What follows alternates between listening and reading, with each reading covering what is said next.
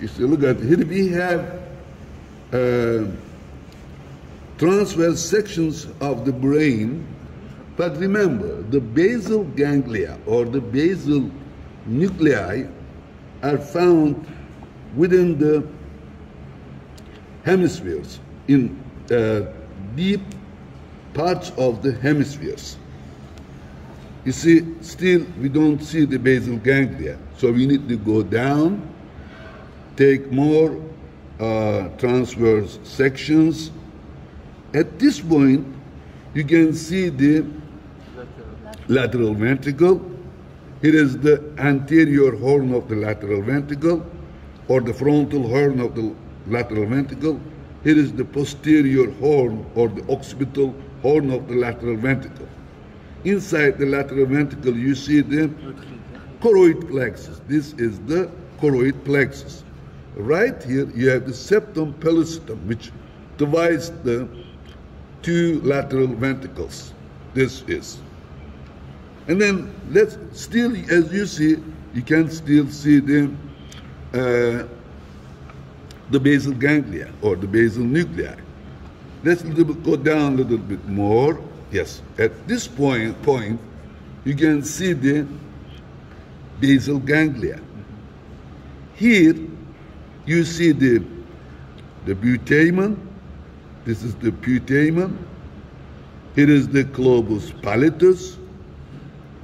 This is the head of caudate nucleus. Here you have the third ventricle surrounded by the thalamus. Okay, so this is septum pellucidum. Here is the lateral ventricle. Lateral ventricle. You see, head of caudate nucleus lies wall of the lateral ventricle. The anterior wall of the anterior horn of the lateral ventricle. This is the head of caudate nucleus. Again, this is the putamen. Here is the globus pallidus. And this is the internal capsule. You see that this is the internal capsule. I will talk about this internal capsule in detail, but before getting into internal capsule, look at here you have another capsule. This is the external capsule. This is the external capsule. This is the claustrum. Claustrum. We don't know its function exactly. This one, claustrum. And this is the extreme capsule. It is the extreme capsule. So the external capsule separates putamen from the claustrum. You see that? This one. And as you see here, this internal capsule actually is two-way tract. This internal capsule is two-way tract for transmission of information to and from the cerebral cortex. And it lies inferomedial region of the cerebral hemispheres. And this, if you take a transverse section of the brain, it is a V-shaped structure with its apex pointing medially. And as you see, this internal capsule has an anterior limb, has a genu, and has a posterior limb. It is the posterior limb, genu, and the anterior limb here. Let's go down a little bit more. You see the basal ganglia better here, so you can see the laminae of the globus pallidus better here.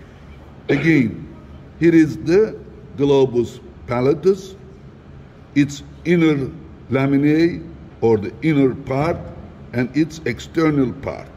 This is the putamen here. Remember, putamen and the globus pallidus together form the lendiform nucleus. Lendiform nucleus. If you add caudate nucleus to the lendiform nucleus, then you get the corpus striatum. Now, I like to make an update here because the striatum or the corpus striatum, which I talk about in the lecture, was kind of old classification. So we have the striatum or the corpus striatum or the striate nucleus. They are the same, okay? They are the same. So what makes the corpus striatum or the striate nucleus actually is the lendiform nucleus and the caudate nucleus together make up the corpus striatum or simply striatum, okay? So there is no difference between the striatum and the corpus striatum or the striate nucleus. Again, here you have the external capsule. Here is the claustrum and the extreme capsule. Extreme capsule. Again, here you have the third ventricle. Then here you have the thalamus. Here is the thalamus. Here you see the posterior or occipital horn of the lateral ventricle. And in it, you see the choroid plexus, which produces the cerebrospinal fluid, or the CSF, this one. We can go a little bit down here. Look at here.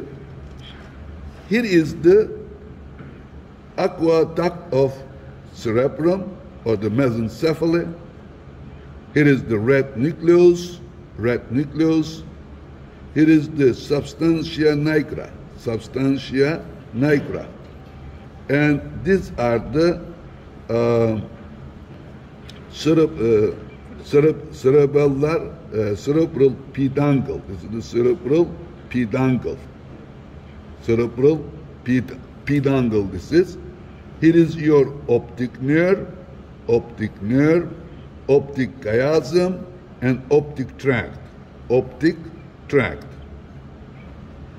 And here you see look at, this area here. This area is the inferior or temporal horn of the lateral ventricle.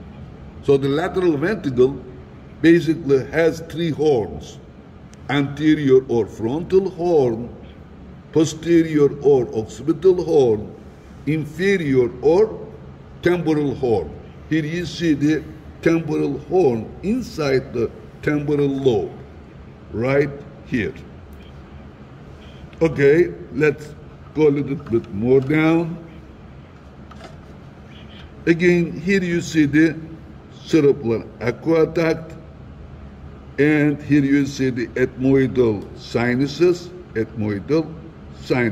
and the cerebellum right here. Okay. That's what we have about the basal ganglia.